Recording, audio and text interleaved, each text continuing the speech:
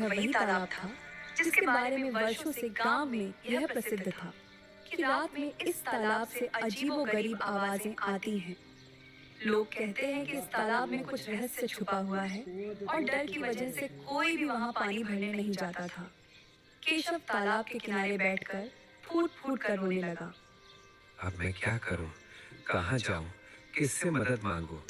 मुझसे अपनी माँ की ये पीड़ा देखी नहीं जा रही। कैसे अपनी माँ का इलाज करवाऊं? तभी वहां पर ठाकुर के पास काम करने वाला नौकर रामलाल आ जाता है, जो उनकी बातें सुन रहा था। उसने केशव को उस तालाब के पास बैठे देखा तो चौंक गया। अरे अरे केशव, बेटा तू यहाँ क्यों आया है? तुझे पता नहीं है क्या इस तालाब के बारे में? यहाँ से रात में अजीबो गरीब आवाजें आती हैं। सारे गांव वाले यहाँ आने से डरते हैं। चल चल, जल्दी चल यहाँ से। नहीं काका, मैं कहीं नहीं जाऊंगा। जिसकी जिंदगी में पहले से ही कोहराम मचा हो, उसे इन आवाजों से क्या फर्क पड़ता है, बताओ भला। ये सुनकर रामलाल रहस्यमय अंदाज में बोला। अरे कितनी अजीब बातें कर रहा है केशव।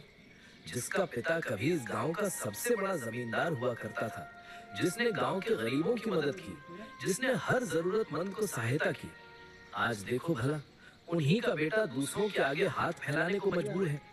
ये आप क्या कह रहे हैं काका? ये आप कैसी बहकी बहकी बातें कर रहे हैं? जमींदार, पिता और मैं उनका बेटा। अरे मैं सही बोल रहा हूँ, और ये बात गांव में सभी को पता है, यहाँ तक कि तुम्हारी माँ को भी। और तुम्हें कोई इसलिए नहीं बताया क्योंकि सब ठाकुर से डरते हैं। लेकिन काका, अब इसमें ठाकुर का क्या लेना देना है? बेटा, सब कुछ लेना देना ठाकुर का ही है। मैं भी वर्षों से चुप रहा ठाकुर के डर से, पर अब डरने से कुछ नहीं होगा। मुझे किसी का डर नहीं है। तुम्हारे पिता ने मेरी जिंदगी में जो किया है ना, उसके बदले ठाकुर का डर तो कुछ नहीं।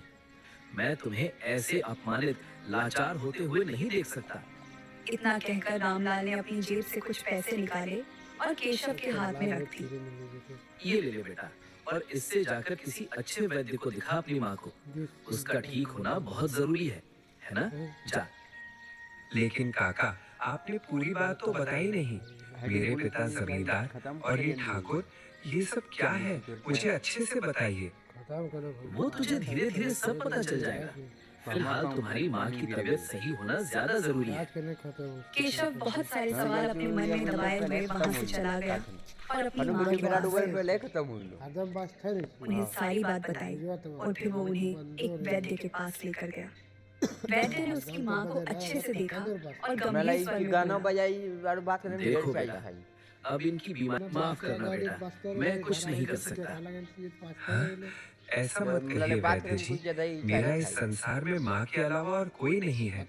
ऐसा न कहिए। कुछ भी करके मेरी माँ को बचा लीजिए। देखो बेटा केशव, यही संसार का नियम है बेटा। दुनिया की कोई भी औषधि तुम्हारी माँ को पूरी तरह से स्वस्थ नहीं कर सकती। मैं केवल इतनी औषधि दे सकता हूँ जिससे तकलीफ थोड़ी कम हो सके और वो ज्यादा दिन जी सके, बस। और फिर वैद्य ने किशन को कुछ जड़ी बूटियां दी। केशव जड़ी बूटी लेकर अपनी माँ के साथ वापस अपनी झोपड़ी में लौट आया। माँ ने औषधि ली और गहरी नींद में सो गई। केशव के दिमाग में वही सब रामलाल की बात चल रही थी, तो वह पूरी बात जानने के लिए अपने घर से रामलाल काका के घर आ पहुंचा। तुम तो अपनी माँ को दिखाने वैद्य के पास गए थे ना? तो वैद्य जी ने क्या कहा? काका, वैद्य जी ने कह दिया है कि माँ की बीमारी अब लाइलाज है। वो पूरे शरीर में फैल गई है। वो बस थोड़ा दर्द कम कर सकते हैं, बीमारी ठीक नहीं कर सकते।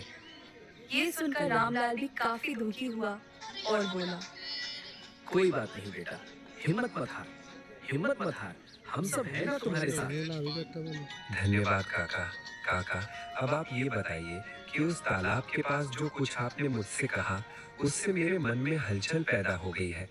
क्या वो सब कुछ सच है? क्या मेरे पिता बेहद अमीर थे? क्या वो गांव के सबसे बड़े जमींदार थे? ये क्या राज है जो मुझे अभी तक नहीं पता? माँ ने भी मुझे कभी नहीं बताया। बेटा, तुम्हारी माँ ने शायद ये जानने के बाद तुम्हारे साथ कुछ बुरा ना हो जाए, तुम्हारी जान पर कोई खतरा ना आ जाए, इसलिए नहीं बताया तुम्हें। मेरी बात ध्यान से सुनो बेटा। आज जो कुछ भी ठाकुर के पास जमीन जायदाद, धन संपदा है, वो सब कभी तुम्हारे पिता की हुआ करती थी। तुम्हारी माँ भी गांव में रानी की तरह मानी जाती थी और तुम्हारे पिता और ठाकुर भानु प्रताप दोनों अच्छे दोस्त थे, पर ठाकुर दोस्त धोखेबाज निकला। फिर क्या हुआ काका? धोखेबाज कैसे? तुम्हारे पिता ने ठाकुर भानु प्रताप पर आंख मूंद कर भरोसा किया और उसने उसी भरोसे का फायदा उठाकर सारे के सारे दस्तावेज अपने नाम करवा लिए, जिससे तुम्हारे पिता बेचारे पूरी तरह से टूट गए और तभी से